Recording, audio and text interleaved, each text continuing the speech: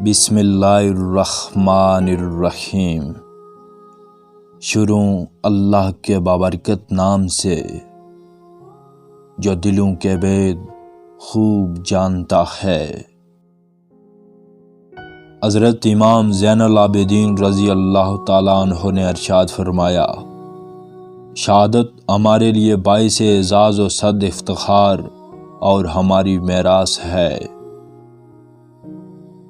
امن صرف اس ذات باری تعالیٰ کے لیے مخصوص ہے جو مالک یوم جزا ہے اور عقلوں کی رسائی سے بہت دور ہے، اور پوشیدہ سے پوشیدہ راز اس سے پوشیدہ نہیں۔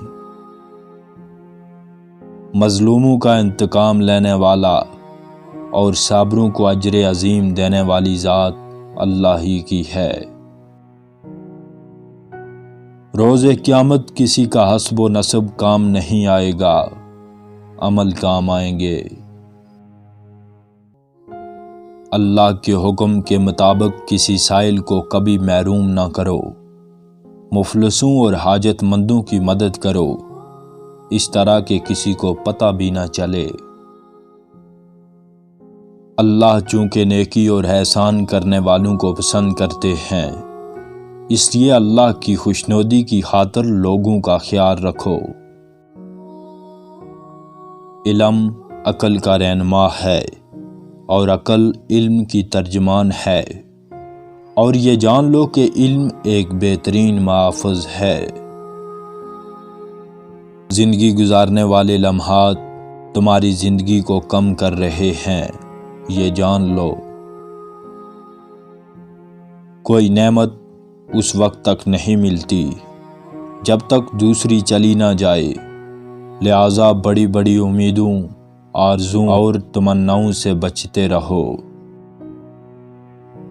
کتنے ہی ایسے آرزو رکھنے والے ہیں جن کی آرزو پوری نہیں ہوتی، اور کتنے ہی ایسے مال جمع کرنے والے ہیں کہ انہوں نے اس میں سے کچھ نہیں کھایا اور دولت کو یوں ہی چھوڑ کر دنیا سے رخصت ہو گئے۔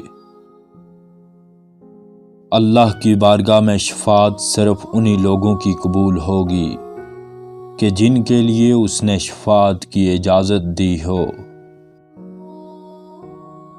اللہ تعالیٰ کا شکر ادا کرو، اور اس کا شکر ادا کرو جو تم پر احسان کرے، اور جو تمہارا شکریہ ادا کرے اس پر احسان کرو۔